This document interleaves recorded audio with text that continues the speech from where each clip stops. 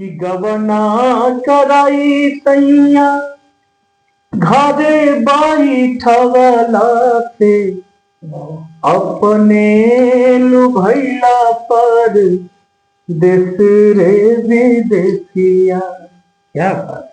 चढ़ली जवनिया बैरन भैली हमरी से केहू। नमस्कार दोस्तों, मैं अभिनेता बाजीराव बब्बन यादव आज आप सबके बीच में मैं एक नया शो लेकर आ रहा हूं जिसका नाम है टॉक विथ बब्बन। यह आपको YouTube और Facebook पर और Instagram पर देखने को मिल जाएगा। आप सब लोग Facebook पर इस पेज को फॉलो कर लीजिए और YouTube पर इसको सब्सक्राइब कर लीजिए। चलिए ज्यादा देर ना करते हुए मैं आप सबको मिलवाता हूं अपने बड़े भाई सिंगर एक्टर अमित यादव जी से। सुगनी हो, सुगनी हो, सुगनी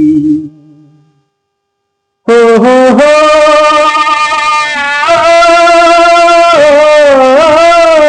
राम। सुगनी हो, सुगनी हो,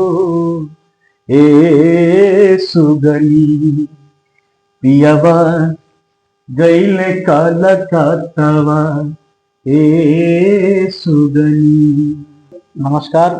और जो भी दर्शक देख रहे हैं, आज ये पहला वीडियो ये इनका है पॉडकास्ट का और पहली बार ये हमारे यहाँ आए हुए हैं इस तरीके से कंटेंट लेकर। बाकी आते ही हमेशा हैं। तो आज का जो इनका ये कंटेंट बना कि आज जिस तरीके से बातें की जाए, तो ये पहला वीडियो है इनके चैनल से आप देखेंगे और बहुत अच्छी बात है कि ऐसे वीडियो बनने चाहिए। इसमें सिर्फ कला ही नहीं, हर क्षेत्र के लोगों को, बड़े बुद्धिजीवियों को आप अपने चैनल के माध्यम से उनका इंटरव्यू डालिए ताकि जो भी जिस विषय का या जिस फील्ड का व्यक्ति हो और उससे जागरूकता मिले लोगों को। डॉक्टर भी हो सकते हैं, किसान भी हो सकते हैं, कोई अधिकारी हो सकता है, कोई प्रोफेसर हो सकता है। तो ऐसे लोगों को भी लाइए आप। कोई युवा हो सकता है, कोई नेता हो सकता है। तो आज पहली बार आए हैं, आपको बहुत बहुत धन्यवाद। चैनल की शुभकामनाएं देता हूं कि आपका चैनल हमेशा ऐसे चलता रहे और आगे भी लोग पसंद करें इसको। बहुत बहुत धन्यवाद भैया। लेकिन हम सब कलाकार के लिए जो भगवान होते हैं वो हमारी ऑडियंस होती है। तो उन्हीं ऑडियंस से मैं ये अपील करूंगा कि आप सब इस शो जिसका नाम है टॉक विद बब्बन, जिसके हमारे फर्स्ट गेस्ट हैं हमारे बड़े भाई सिंगर एक्टर अमित यादव जी। तो आइए हम आप लोग बड़े भाई से कुछ बातें करते हैं। अभी आप सब लोग शुरुआत में एक गाना सुने जो शायद बहुत पहले भोजपुरी में चलता था। और वो क्या है कि भोजपुरी क्या है, भोजपुरी अपनी माटी की एक खुशबू। तो उस मिट्टी को लोगों को कहाँ कुछ पहचान होते चले जा रहे हैं और उस चीज को तो मैं नहीं बता सकता हूँ, लेकिन मैं कोशिश करता हूँ कि वो मिट्टी की खुशबू हमेशा बची रहे। और उसी सिलसिले में हमारे भैया का जो स्टूडियो है जहाँ पे हम सब बैठ कर ये पॉडकास्ट कर रहे हैं, वो स्टूडियो का नाम ही है आपन माटी आपन गाँव। तो आप समझ सकते हैं कि जब आपन माटी आपन गांव नाम से भैया स्टूडियो ओपन कर दिए तो अब समझ सकते हैं कि अपने माटी से कितने जुड़े हुए। भले आज आधुनिकता आ गई, आधुनिकता में लोग नई नई चीजों पे हावी हो रहे हैं, पुरानी चीजों को खोते जा रहे हैं, लेकिन जो अपनी संस्कृति और सभ्यता है उसको कभी नहीं खोना चाहिए। आपन माटी आपन गांव फाउंडेशन भी आज चला रहे हैं, तो उस फाउंडेशन का नाम आपन माटी आपन गांव ही क्यों रखे? देखिए, ऐसा है कि जब मैं अपने गांव से दूर रहता हूँ, अच्छा, तो जब मैं अपने गांव से दूर रहता हूँ तो अपना गांव याद आता है।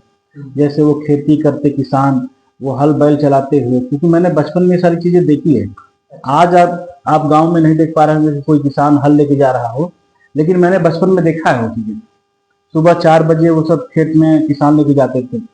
सुबह के टाइम में जो गाँव मैंने देखा है, बहुत सारे हमारे उम्र के जो लोग होंगे या उससे भी पुराने जो लोग हैं उन लोगों ने देखा है, लेकिन मैं उस दौर में मैं था कि मैंने वो सारी चीज देखी है और आज भी मैं देख रहा हूँ। अच्छा। एक दौर था जब फोन नहीं था और एक दौर देख रहा हूँ फोन है। तो मैंने वो देखा है गांव में मिट्टी का घर, कोठा, अटारी और उसमें दुतल्ला मकान, आंगना, बखरी, दलान, ओसार और गांव का खेत, मतलब जो भी संस्कृति अपने पूर्वांचल की थी वो सब मैंने बचपन में देखा है। और आज हमारे जहन में वही चीजें बसी हैं, क्योंकि मैं छोटा था तो अपने गांव से प्रतापगढ़ कुंडा चला आया था वहां पर, तो वो सारी चीजें हमारे दिमाग में बनी हुई है। तो अच्छा, हाँ, तो आप गाजीपुर के रहने वाले हैं गाजीपुर। मूलतः? जी जी, जो पिताजी मैं हैं मूलतः आपके? मोहम्मदाबाद यूसुफपुर मेरा वहां पर है घर, और हमारा परिवार वहां था। बाकी हमारे पिताजी की पोस्टिंग भदरी हॉस्पिटल में हुई थी, तो वहां चले आए। फिर उसके बाद हम लोग भी वहां से फिर मेरा बचपन जो है चौरा भदरी में, और उसके बाद पूरा आज प्रतापगढ़ कुंडा ऐसा लगता है कि जैसे जन्म ही वही हुआ है, क्योंकि कई वर्ष हो गए वहां पर। सिटी में पले बढ़े बचपन में, और जहाँ पे भदरी का जिक्र किए हैं, जो हमारे जनता दल पार्टी के जननायक हैं माननीय राजा सिंधिया जी, तो उन्हीं के जमीन पे वो मेला लगता है, जहाँ पे हमारी सबकी बहुत सारी यादें हैं। बाबूगंज मेला। अच्छा, आप कुछ बाबूगंज मेला के बारे में कुछ बता दीजिए, आप कोई यादें जो बाबूगंज मेला में मैं पहली बार 1995 में गया, बताइए। और 1995 में मैं गया था, और उसमें साथ में हमारे पिताजी थे, हमारे बाबा थे, और मैं पिताजी का हमारा वहाँ ड्यूटी लगा हुआ था, क्योंकि पशु मेला लगता है वहाँ पर। हाँ, पशु मेला। तो उनका टेंट लगा था, और पशुओं के इलाज के लिए, क्योंकि पिताजी हमारे पशु डॉक्टर हैं अभी भी। अच्छा। तो रिटायर हो चुके हैं, लेकिन अभी भी वो अपना प्रैक्टिस जारी है उनका। अच्छा। तो वो टेंट लगा हुआ था, क्योंकि पशु ऊंट बहुत ज्यादा आते थे उस समय ठंडी के मौसम में।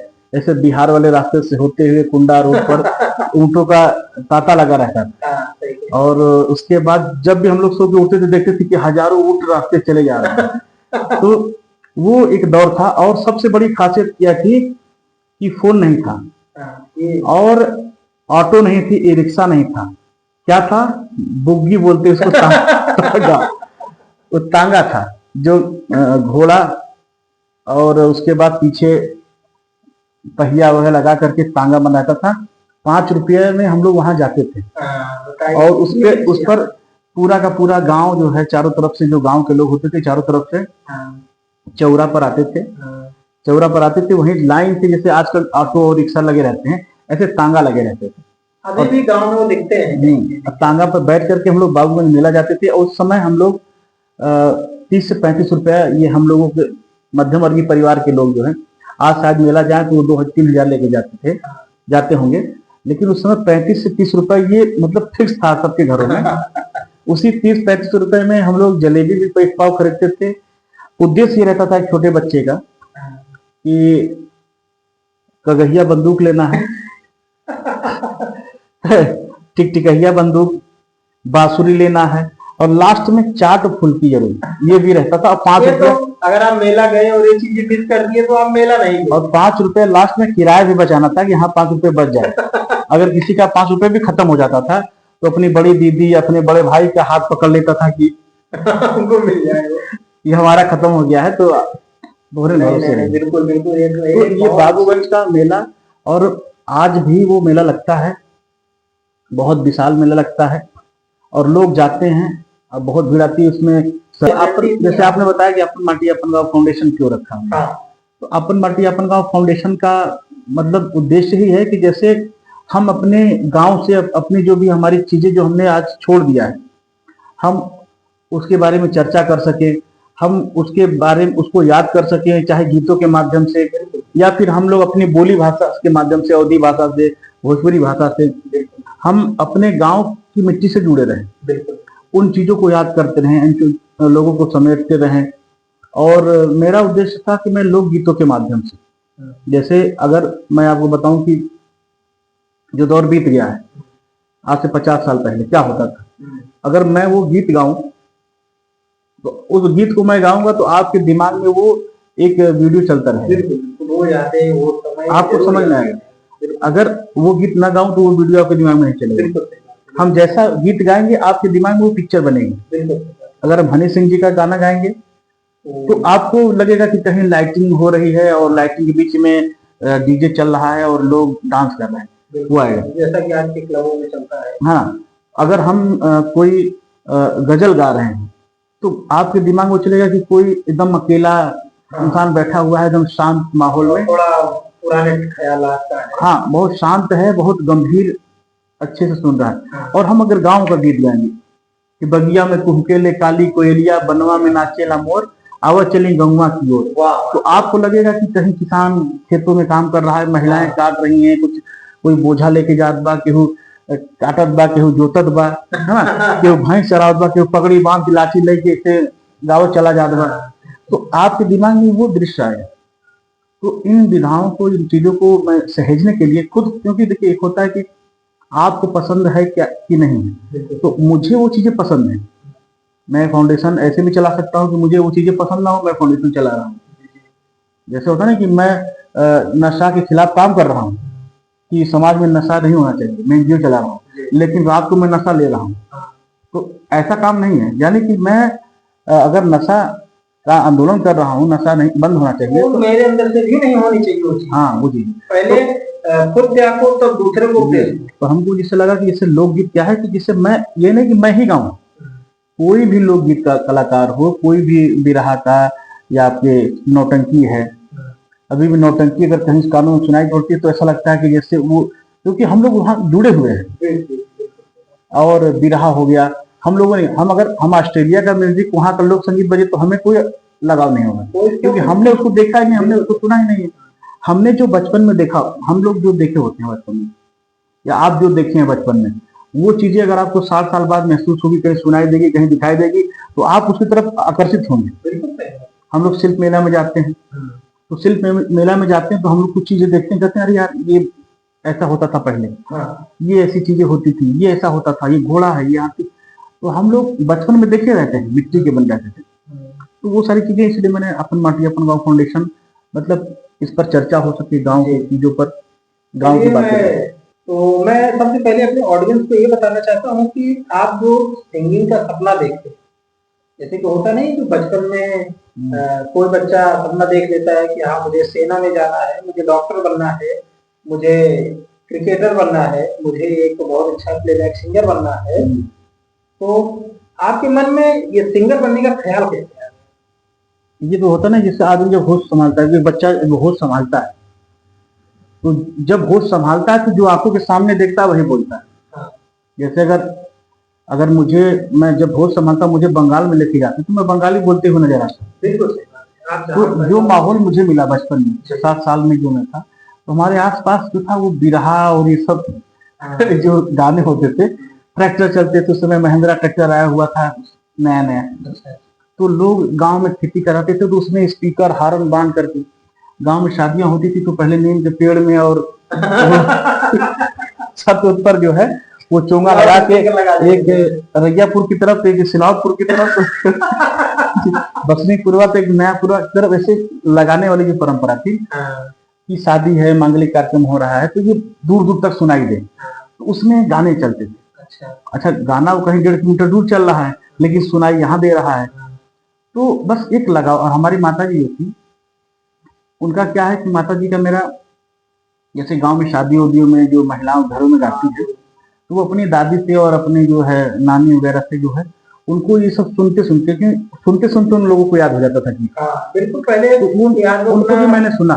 जो हमारे घर की माताएं बहनें थी पहले के टाइम में, हमारे जो दादी लोग थी, परंपरागत, जैसे दादी गा रही है उससे मम्मी गा रही है, मम्मी से फिर बहन गा रही है, तो ये परंपरागत जो है वो मेरी माता जी गाती थी, और कहानियां भी सुनाया करती थी रात को, जैसे सब खाना पीना खा के सो जा, अंधेरे चुपचाप, तो कहानी कहीं एक राजा रहे, 3 रानी रही, उसमें ये है, तो वो सुनाती थी, और हम लोगों के दिमाग में एक राजा दिखता था, एक महल दिखता था, एक विलन भी दिखता था उसमें। तो इस तरीके से उनको भी शौक था, तो कहीं ना कहीं उनका भी असर है। और आसपास के माहौल का, गीत संगीत का जो माहौल था गांव में, मंगलवार को हमारे चाचा जी थे, मंगलवार को हनुमान जी के मंदिर पर, और ये क्या करते, शंकर जी के मंदिर पर, काली जी के मंदिर पर लोग गाया करते थे। अच्छा। तो हम लोग बचपन में, भाई छोटा बच्चा बैठ के सुन रहा है, तो कहीं ना कहीं वो सुनते सुनते जो है भजन हाँ, लोकगीत, गाँव का गीत, चैती है, निर्गुण है, तो वो हम लोग सुनते चले गए। उसके बाद फिर जब मैं कुंडा प्रतापगढ़ आया, तो उसके बाद विद्यालय में 26 जनवरी 15 अगस्त, 26 जनवरी 15 अगस्त, अच्छा, तो यहाँ पे भी आप पार्टिसिपेट करते थे? गाते रहे, गाते गाते फिर हमने संगीत समिति प्रयाग संगीत समिति में गायन वोकल से मैंने प्रभाकर किया, फिर तबले से मैंने प्रभाकर किया, फिर आकाशवाणी दूरदर्शन सांस्कृतिक केंद्र, नेहरू केंद्र संगठन, आपका सांस्कृतिक विभाग, हर जगह संस्थाओं से मैं जुड़ता चला गया, जहाँ पर लोकगीतों का, फिर उसके बाद फिल्म और ये सब जो भी अपनी चीजें रंगमंच से तो जुड़ता चला गया। तो आपका जो सिंगिंग का संघर्ष रहा, जो आपने जो रास्ता तय किया, आज यहाँ आप जो जैसे कि आपने जो स्टार्टिंग किया था और आज जहाँ पे आप हैं, इस बीच मैंने आपके बारे में काफी कुछ देखा है कि आप भोजपुरी फिल्मों में कई अकेला कल्लू, खेसारी जी की फिल्मों में आपने गाना गाया है। तो ये सब क्योंकि देखिए आपने वो संघर्ष किया तभी आप इतने ऊपर तक आए। तो आपने उस बीच में जो आप कठिनाइयां हैं उसके बारे में आप क्या बताना चाहते हैं? देखिए, कठिनाइयां का मतलब ये है कि जैसे शुरुआत में जब मैंने एक बात अपने घर में कही, तो भाई कोई भी पिता वो समझिए कि वो यही चाहता है कि यार बेटवा गाना होना कहाँ चला गया। मतलब हर आदमी सोचते हैं कि मेरा बेटा डॉक्टर बने, इंजीनियर बने, या पुलिस अधिकारी बने, कोई बड़ा अधिकारी बने। तो हमारे घर में भी वो ऐसा माहौल था कि पिताजी डॉक्टर थे और बाबा भी डॉक्टर थे। तो उनको लगा कि यार ये भी डॉक्टर ही बने तो अच्छा है, लेकिन हमारा क्या रुझान था कला की तरफ, और मैं अपने पिताजी से नहीं कह पाता था। तो ऐसे ही मेरे मौसी के लड़के थे, उनके माध्यम से जो है फिर माता जी का सपोर्ट मिला, और मैं संगीत समिति आया। एक दुबे जी थे, चौरा भद्री के दुबे जी, दुबे महाराज है ना, उनका बड़ा आशीर्वाद रहा है हम लोग, उनका मतलब बहुत ही सपोर्ट मिला। और कहें अरे ससुरवा गाना गाऊंगा कि क्या कर रहे क्या बनवा गायक, कहा हमारे पिताजी को बाबा जी लोग कहते हैं वहां पर, तो कहते हैं अरे बाबा इनका गावा, मतलब बहुत सपोर्ट करते थे पढ़ने वाले लड़कों को दुबे जी, और जो भी इस तरीके से लड़के होते थे। जो जिस क्षेत्र में आगे बढ़ना चाहता है उसका सपोर्ट बहुत अच्छी। तो हमारे पिताजी का फिर कोई मतलब विरोध ऐसा नहीं था कि उन्होंने सामने से कहा हो कि नहीं, ऐसा कुछ नहीं, उनकी इच्छा थी। तो उसके बाद मैं आया संगीत समिति और ज्वाइनिंग किया, और बाकी और कोई ऐसी पैसे को लेकर के या इस तरीके से कोई कठिनाई नहीं है। कैसेट हम लोग जाते थे दूसरे दुकान पर, पूछते पूछते जाते, जैसे अब ये प्रयागराज है तो प्रयागराज में मान लीजिए हम हंडिया चले गए या फूलपुर चले गए या फिर इधर मेजा चले गए या कुंडा में गए, तो कुंडा में गए तो हम वहां जाके पूछते थे कैसे की दुकान यहाँ का, तो बताते थे कि गंगा साउंड तिलौरी मोड़ के पास है। तो वो जगह पूछते पूछते गए, तो वहां जाकर के कैसे दुकान पर, तो भैया नमस्ते, मैं गायक हूँ, मेरा ये एल्बम आया है, आप देखिए, इससे पहले भी एल्बम आया है लेकिन ये नया आया है, इस पर बहुत मेहनत हुई है, इतना पैसा लगा है, ये सब चीजें। और भी जितने सिंगरों की यहाँ लगे रहते, उदित नारायण जी समय, और जो भी भोजपुरी के भी सिंगर रहते थे, तो उनके साथ में हमारी कैसेट भी वो लगाते थे, और हम लोग छोटे छोटे पोस्टर लेके जाते थे, अपना चिपकाते थे कि ताकि कोई कस्टमर आवे तो देखे कि यार ये कौन सा सिंगर है। अच्छा। तो वो लगा देते थे और उसको देते थे 20 कैसेट 15 कैसेट जितना वो लेता था, पैसा नहीं लेते थे। अच्छा। फिर 15 दिन बाद, 1 महीने बाद फिर भटकते हुए जाते थे कि भैया कुछ बिका ना। अच्छा। कुछ कैसेट बिकी। हाँ, मतलब अपना प्रमोशन आप करते थे। हाँ, तो मतलब डीलर भी खुद हम लोग, है ना, और सप्लायर भी, और खुद कलाकार भी। तो इस तरीके से हमें नहीं करते थे, इस तरीके से बहुत सारे कलाकारों ने किया, बहुत सारे कलाकारों ने। हमारी पब्लिक के बीच में कब कौन सी कैसेट बन गया है? ये वो दौर था जिसमें यूट्यूब चैनल नहीं था, इंस्टाग्राम नहीं था, फेसबुक नहीं था, सोशल मीडिया का दौर। ये था कि आप सुबह घर से निकल रहे हैं तो कहां तक आप पहुंच रहे हैं, वहां तक आपकी पहुंच है। और अब का दौर है कि आप घर में बैठे ही कई जगह तक पहुंच जा रहे हैं। वो दौर था कि आपको सुबह उठना है, कहीं ट्रेन पकड़ना, कहीं बस पकड़ना है, पैसा लगाना है, खाना है, पीना है, फिर उस जगह जाइए, फिर वापस भी आना है। तो ऐसे संघर्ष करते रहे, लेकिन फिर धीरे धीरे अपना दौर, और उस समय कुछ ऐसे भी सिंगर हुआ करते थे जो अश्लील गीत गाया करते थे। भोजपुरी, तो हाँ, भोजपुरी में कुछ काफी सिंगर, तो अश्लील तो हम लोगों ने कभी प्रयास नहीं किया अश्लील गीतों का। तो होता क्या था कि जो अश्लील गाता है उसके थोड़ा सा कुछ ऐसे भी श्रोता हैं जो अश्लीलता को ज्यादा पसंद करते चले आ रहे हैं, उससे थोड़ा सा भोजपुरी का हमारा, लेकिन वो अश्लीलता वो पसंद करते हैं, लेकिन पसंद करते हैं वो भी अकेले में। देखिए, वो लोग अकेले में पसंद कर करके उस चीज को इतना बढ़ावा दे दिए कि आज भोजपुरी का स्तर गिरा है। हमारे जो उत्तर प्रदेश है, उत्तर प्रदेश में आपके बुंदेलखंड है, तो वहां का जो गीत है, आपके अवध का जो गीत है, अवधि ना, अवध का गीत है, पूर्वांचल हो गया, पूर्वांचल के जो गीत हैं, आपके उत्तर प्रदेश में ही अलग अलग भाषाओं का गीत है, जो उसकी मिठास है, उसकी जो महक है, उसमें जो रस है, जो शादियों का गीत है, आपके घर परिवार में शादी होती होगी तो जो महिलाएं गीत गा रही हैं, जो पुरुष समाज गीत गाता चला आ रहा है, लोकगीत जिसको बोलते हैं, तो जो आनंद उसमें है वो शायद अश्लील गीतों में नहीं है। आज हम लोग, हमारे जो दर्शक देख रहे हैं, सुन रहे हैं, वो यूट्यूब पर जा करके किसी भी नृत्य सिंगरों का गाना अश्लील गीत सर्च करते हैं, लेकिन कभी आप ऐसे सिंगरों का गाना सर्च करिए, लोकगीत डालिए अपने यूट्यूब चैनल पर, लोक गायक उत्तर प्रदेश, बिहार, राजस्थान के, देखिए, उनको समझिए, उसमें आप नजर आओ। तो अश्लील गीत क्या है कि लड़की आएगी और उस तरीके से वो सारी चीजें, डांस होगा, मैं ये नहीं कहता कि वो खराब चीजें हैं, लेकिन मर्यादा में रहे। बिल्कुल, और मर्यादा में रहना चाहिए। चलन जो ये माहौल है, जिसको कहते हैं ना कि समय के साथ बदलते रहना चाहिए, तो समय के साथ बदलना है और समय के साथ बदलना भी जरूरी है। अभी आप रंगमंच से भी जुड़े हुए हैं, रंगमंच से और उस रंगमंच में आपका काफी प्ले मैंने देखा है, और आपके साथ मुझे करने का भी सौभाग्य प्राप्त हुआ है। तो उसमें तो मैं आपको अपना सीनियर मानता हूँ, आपसे वो काफी चीजें मुझे भी सीखने को मिलती है। तो आपका रंगमंच का अनुभव कैसा? रंगमंच को मैंने एक्टिंग जिसको कह रहे हैं, मैंने एक्टिंग को गांव की नौटंकी से जाना। अच्छा। क्योंकि जब जो बच्चा शुरुआत में जो चीजें देखेगा वही जानेगा। गांव की नौटंकी वो बताए देते ही चिकरी बनवारी लाए राम खिलावन की नौटंकी। तो जब हम लोग चौरा भद्री की बात कर रहे हैं, चौरा में मेला लगता था, वहां चौरा में भी, और छोटे थे, तो उस समय अगर गांव में नौटंकी होती थी तो साल लेके, टार्च लेके, इतनी बड़ी टार्च, साल लेके, और इतना गजहर पैरा पैरा, धान का जो पैरा होता है, उसको लेकर के घर के लोग हों या कोई दोस्त मित्र हो जाते थे। हमारे घर के तो लोग कभी नहीं गए, मैं जाता था, छोटा वाला भाई जाता था, लेकिन हमारे घर के पिताजी लोग सोचते थे कि यार जा तो कहीं, यार कैसे रही, मतलब बेचैनी जो होती है, कहाँ रही, किसके साथ जाता, तो इस तरीके से बचपना में जाते थे। और लेकिन इन चीजों को देखने के बाद मैं प्रयागराज में जब रहने लगा यहाँ पर, तो मैं 2006 में मैंने पहली बार सांस्कृतिक केंद्र में नाटक देखा। अच्छा, मंच पर किस तरह अभिनय हो रहा है, कैसे हो रहा है। शायद वो अतुल यदुवंशी जी का नाटक था। अच्छा। और एक नाटक हमने देखा था, ये 2006 और 2007 के बीच में, अजय केसरी जी का नाटक जल बिन गिरत प्यासे। अच्छा, जो भी हाल ही में हमारी संस्था, जिसमें बड़े भैया खुद कार्यरत हैं, और उस संस्था का नाम है आधारशिला रंगमंडल, जिसके निर्देशक हैं अजय केसरी जी। और अजय केसरी जी से मेरी मुलाकात, व्यक्तिगत मुलाकात 2020 में हुई जी।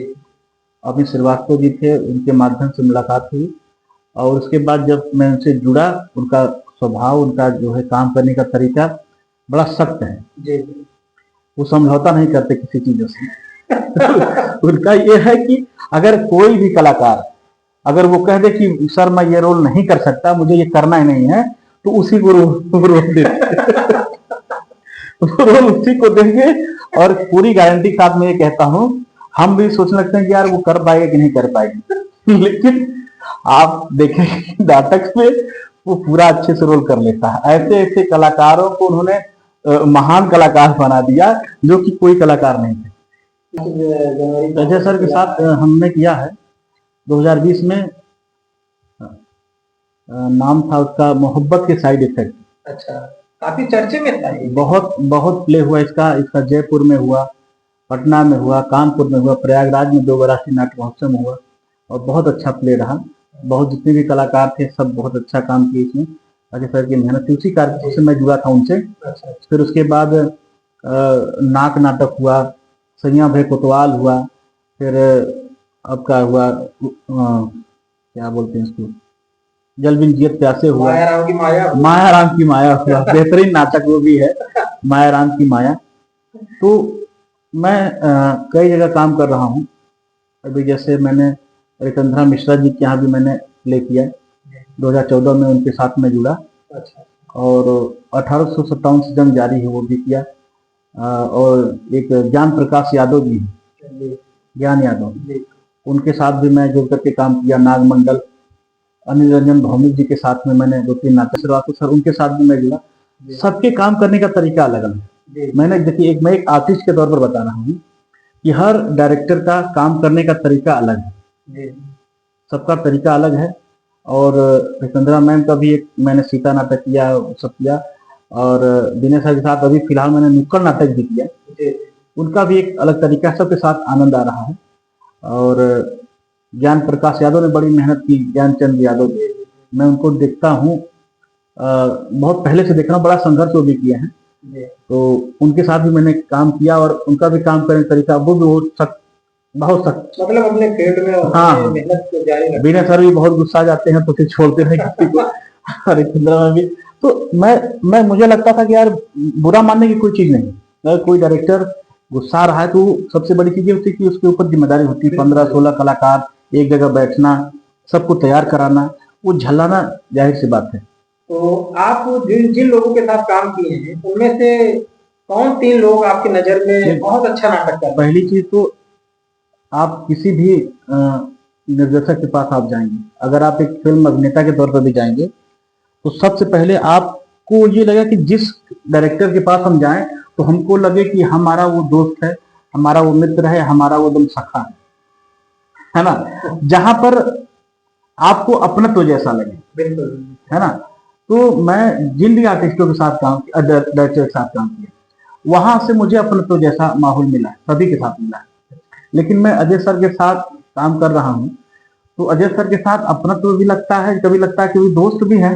कभी ऐसा लगता है कि यार ये मेरे दोस्त हैं, कभी ऐसा लगता है यार कि नहीं यार पिता समान, मतलब यार जैसे डर भी लगता है उनसे। कभी कभी कभी कभी गुस्साते किसी और को डांटते हैं तो ऐसा लगता है यार कि शांत रहो यार, कहीं होता लगता है।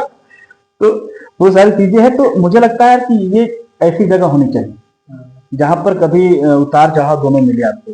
हालांकि हाँ, उन्होंने मुझे डांटा नहीं कभी, तो बता देते कि हाँ जी ऐसा ऐसा ऐसा, ठीक है। लेकिन हमारा प्रश्न कुछ और है, आप मैंने कहीं और आप बता रहे हैं कि कौन से सबसे बेस्ट हैं आज, मतलब जिनका कार्य शैली जो बहुत अच्छी मैंने सबसे ज्यादा जैसे अजय केसरी जी के साथ। देखिए आप बड़े भाई, मैं आपके साथ काम कर रहा हूँ, तो आप हमको जो बताएंगे वही चीज मैंने, जाहिर सी बात है कि मैं जिसके साथ ज्यादा जुड़ा, क्योंकि व्यक्ति अगर 5 साल से किसी व्यक्ति के डायरेक्टर के साथ जुड़ा हुआ है तो जाहिर सी बात है कि मुझे उनका काम अच्छा लग रहा है, वो सबसे बेस्ट है, तभी तो मैं उनके साथ लगा हूँ, है ना। तो अजय केसरी जी का मतलब इलाहाबाद में जो अच्छा कार्य मुझे जहां तक मैंने काम किया है अजय सर के साथ में अपने आप को कंफर्ट महसूस करता हूँ। मुझे लगता है कि हाँ, यहाँ पर मैं काम करता हूँ तो खुद घर जैसा। और कभी ऐसा नहीं लगा कि यार यहाँ नहीं आना चाहिए, ऐसे मन में नहीं आता। उनके साथ मैं बिल्कुल परफेक्ट हूँ। और दूसरा जो है रितंद्रा मैम है, दिनेश सर है, इनके साथ कभी भी, मतलब आपकी नजर में अजय केसरी सर हमारे और रितंद्रा जी और विनय ये टॉप 3 में आपकी नजर इसलिए है क्योंकि इनके साथ मैं जुड़ के काम करता। अच्छा, मैं अजय केसरी सर का अगर नाटक रहता है, अगर मैम हमको बोलती हैं या फिर विनय सर ने कहा कि अमित जी आइए, तो मेरी पहली प्राथमिकता रहती है अजय सर को फोन करना। अच्छा, हाँ, मतलब कि आप मैं पूछता हूँ उनसे कि सर अभी आप नाटक तो नहीं करने जा रहे हैं कोई, अगर उनका परमिशन होता है तभी मैं जो है दूसरे नाटकों में मैं एंट्री करता हूँ। अच्छा। हाँ, नहीं तो फिर ऐसी कोई बात ही नहीं, क्योंकि सर ही 3-3, 4-4 नाटक करते रहते हैं। और सबसे अच्छा तरीका मैंने बताया ना अजय सर का। अच्छा। उनका वही तरीका है कि वो ओसे रोल करवा लेंगे जो बोलत है। इसका चीज तो एक नाम ले लूंगा मैं, प्रदीप। अच्छा, हाँ, प्रदीप कुमार जी। वो मुझे लगता था कि यार ये नहीं कर पाएगा, मैं अपनी बात बता रहा हूँ, पता नहीं किसी कुछ लगता है यार ये फेल हो जाएगा, पढ़ नहीं पाएगा ये, लेकिन उस बंदे को उन्होंने एक अच्छा एक्टर बनाया। हाँ, ये बात आप बिल्कुल सही कह रहे हैं। और उसके बाद हमारे ढोलक वादक, अच्छा, बबलू जी, राकेश सिंह, बबलू जी को उन्होंने ऐसा कलाकार बनाया कि वो जिस नाटक में डायलॉग बोलता है अपना ये आर्टिस्ट प्रपंची, 2 लाइन का ही डायलॉग रहेगा लेकिन वो उसका डायलॉग फेमस हो जाता है। धारदार रहता है। हाँ, तो ये हो गया। अभी पिछले नाटक जल दिन जियत कैसे मजे केसरी सर ने एक कृष्णा यादव, हाँ, कृष्णा यादव जो कि बहुत कम बोलता था, हाँ, है ना, मतलब क्या बोलता था वो गले में रह जाता था, उसको ऐसा कैरेक्टर दे दिया है गोकुल का कि उस कैरेक्टर को इतना वो घुल मिल गया कि वो जो है वहां से जो है कलाकार कलाकार कलाकार बन गया। कलाकार बन गया। तो अजय सर, मैं देखता हूँ कि अजय सर की जो फैक्ट्री है, हाँ, मैं 5 साल का मैं बता रहा हूँ कि अजय सर की जो फैक्ट्री से लोग निकलते हैं वो बड़े कलाकार बनते हैं, छोटा कलाकार कोई नहीं बनता। 5 साल में मैंने उनको समझा है।